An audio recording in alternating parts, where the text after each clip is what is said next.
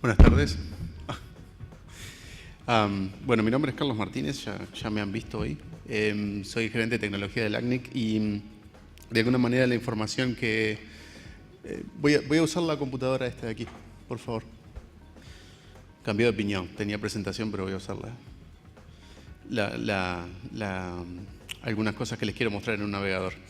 Les voy a mostrar algunas estadísticas desde el punto de vista del ACNIC en particular.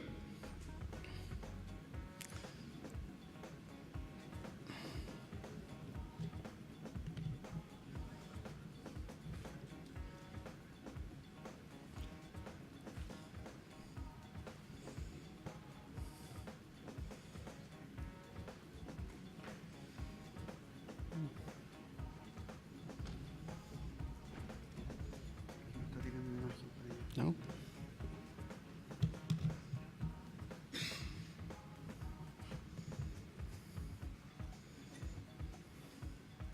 Ahí está.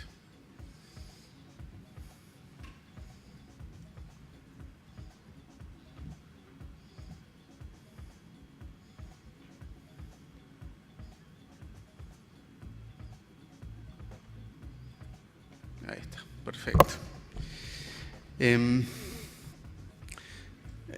A riesgo de sonar un poco redundante, que quiero recordar un poco qué es lo que hace el ACNIC, qué es lo que hacemos nosotros.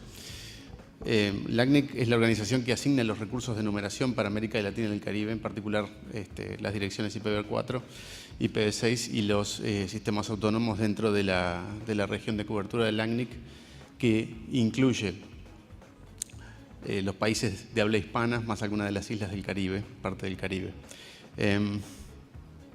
Como tal, nosotros asignamos prefijos IPv6 a distintas organizaciones que nos lo solicitan. Entonces, una pregunta interesante que nos hacemos desde el ACNIC, ¿qué pasa con esos prefijos IPv6? ¿La gente los está usando? ¿No los está usando? ¿Se anuncian en Internet? ¿No se anuncian en Internet? Entonces, desde hace casi 3 años, venimos tratando de medir eso, ¿verdad? Entonces, me voy a detener un minuto en esta gráfica para explicar qué significa la línea azul y qué significa la línea roja. La línea azul son la cantidad de asignaciones IPv6 que ha hecho el ACNIC desde, lo ven ahí, fines del 2012. La línea roja es cuántas de esas asignaciones son visibles en Internet, aunque sea en parte. Es decir, si alguien tiene asignado un /32, por ejemplo, pero está anunciando solamente un /48 dentro de ese 32, igual lo cuento como que está visible, ¿verdad? Lo que me interesa ver acá es si esas asignaciones están siendo usadas o no, aunque sea en parte. Entonces, fíjense que hay un comportamiento bastante interesante en ambas curvas. Ambas curvas tienen una tendencia al crecimiento. La línea azul crece más que la roja, o sea, quiere decir que la gente solicita más IPv6 de lo que lo empieza a usar. De alguna manera el espacio, o sea, el gap que hay entre los prefijos que están visibles y los prefijos que en realidad están asignados tiende a agrandarse. Esto parece, en particular si uno lo mira así, parece bastante choqueante, bastante malo, como una noticia bastante mala. Hay una cosa que hay que tener en cuenta que es la siguiente. En algún momento, un poco antes de que esta gráfica se empezara a generar, se aprobó una política en la ACNIC en la cual a todo aquel que venía a solicitar IPv4 se le asignaba IPv6 también. Entonces eso explica en gran manera el crecimiento por exceso de la línea azul sobre la línea roja. De todas maneras, a mí me gustaría ver que en nuestra región esa línea roja crece más. De todas maneras, digamos, si esta gráfica es visible también, Internet es pública, desde que lo empezamos a medir ha crecido un 100%, lo cual, cualquier cosa que crece un 100% de alguna manera tiene un comportamiento positivo. Bien, yendo un poco a ver algunas cosas por país, tenemos ahí son las mismas líneas azules y rojas, pero esta vez divididas por país. Fíjense en el caso de Argentina, el gap entre la utilización de los prefijos y los prefijos asignados es mucho más grande que el global. ¿Por qué? No tengo una buena explicación, pero claramente hay alguna dificultad en el uso de esos prefijos, que hace que si bien hay un interés por parte de los asociados en Argentina, el uso que pueden hacer de esos prefijos no es inmediato al menos. Fíjense la de Brasil, abajo a la derecha. Si les parece que es la misma del slide anterior, no es. Pueden mirar los ejes, pero la forma es exactamente la misma, lo cual es, de alguna manera te muestra el peso de Brasil dentro de lo que es el comportamiento de la región. En definitiva, la forma de la gráfica de toda la región está determinada por la forma de la gráfica de Brasil. O sea que el comportamiento es similar a lo que veníamos describiendo antes. Algunas otras curiosas. Fíjense la de Chile. La de Chile en algún momento alrededor del, diría, mayo de este año, hubo como una suerte de pánico en Chile, aparentemente, ¿no? En el cual un montón de organizaciones salieron corriendo a pedir hiperversión 6. Antes de eso tenía un crecimiento casi lineal y en un momento algo pasó y la gente se asustó y salió corriendo a pedir hiperversión 6. Pero lamentablemente ese interés no se tradujo en la línea roja, ¿verdad? No se tradujo en un incremento significativo de cuántos prefijos de esos son visibles en Internet. Chile. Dije China. No hacemos uno entre los dos, Arturo.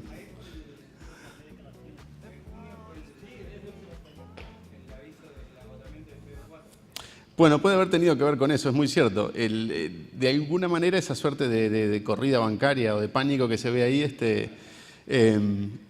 coincide, no sé si exactamente, pero coincide aproximadamente con el anuncio del agotamiento de las direcciones hiperversión 4.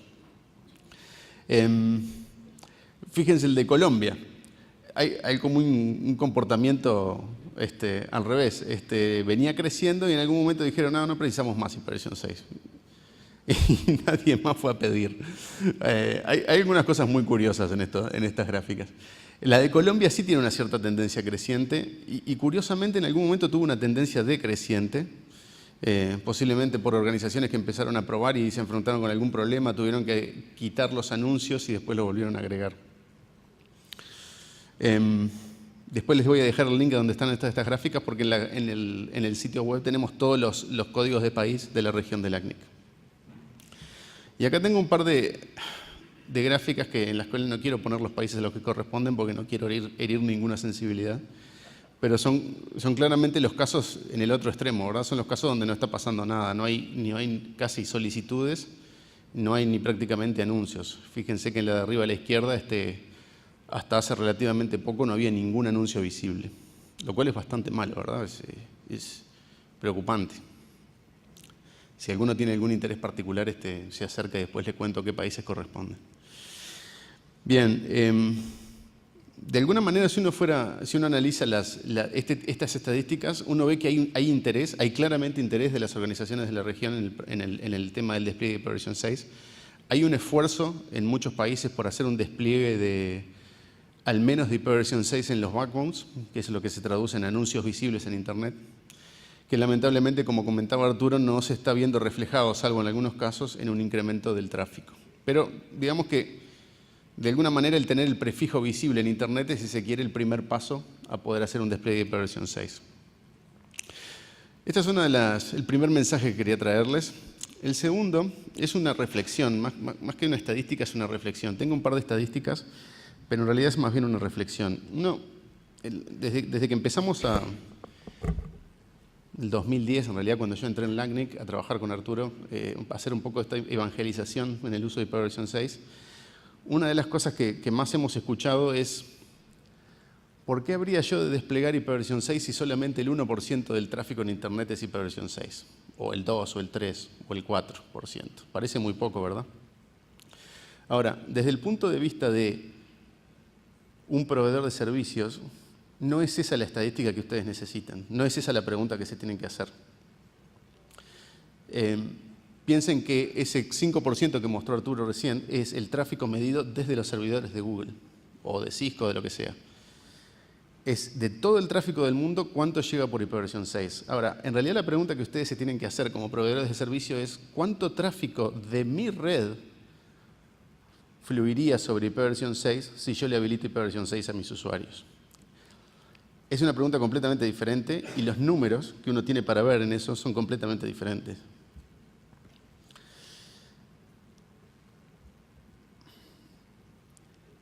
Ejemplo, una red de oficina. No voy a ocultar qué es la red de la oficina del LACNIC. Uso normal, sí, la gente mira el Facebook, pero creo que no hay un gran consumo de videos de gatos. El 47% del tráfico en esa red es hiperversión 6, sin hacer nada particular ni ningún esfuerzo particular. Y el otro experimento que hemos venido haciendo desde 2012 es tratar de medir cuánto tráfico ustedes generan acá. No sé qué es lo que hacen ustedes acá cuando están sentados en la conferencia, pero lo que sea que hacen genera una cantidad interesante de tráfico por hiperversión 6, que lo venimos midiendo desde el LACNIC Caribe de 2012 en Puerto Príncipe, en Haití, en el cual ya el 23% del tráfico era hiperversión 6, y ha venido creciendo, tuvo una pequeña caída, no sé bien por qué, entre Montevideo y el evento de Medellín, y veremos qué nos arroja las estadísticas a fines de esta semana sobre el evento aquí de Santiago. Yo supongo que va a andar alrededor del 40, esa es mi teoría personal. ¿Por qué esto es importante? Si ustedes son un proveedor de servicios, está claro que algo van a tener que hacer el año próximo y el siguiente si quieren seguir creciendo su base de usuarios, ¿verdad? Si ustedes pueden hacer que el 40% del tráfico de sus usuarios vaya por hiperversión 6 sin tener que pasar por una caja de carga grade NAT, ese es dinero contante y sonante que están ahorrando y tiene que entrar dentro de la ecuación de costos o de costeo que hagan a la hora de decidir cuál va a ser la estrategia que van a emplear a la hora de ajustarse al agotamiento de direcciones hiperversión 4. ¿Por qué esto es posible? Bueno, esto ha sido en gran parte posible al esfuerzo que se hizo por el World IPv6 Launch Day, en el cual ahora tenemos el contenido disponible de hiperversión 6. De alguna manera esto lo que nos ayuda es a romper ese ciclo perverso que teníamos antes, del cual no había tráfico, pero tampoco había contenido. Entonces creo que finalmente tenemos algo que nos permite crear un círculo virtuoso que nos acerque al despliegue de hiperversión 6 en la escala mayor. Bueno, muchas gracias.